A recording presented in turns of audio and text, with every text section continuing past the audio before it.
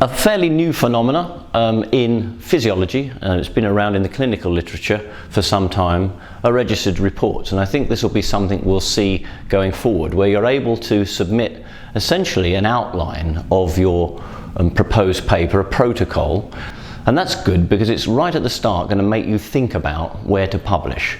And you'll get some feedback which hopefully will help you improve the quality of your research, because of course the best way to get published in a high quality journal is to do a high quality piece of research.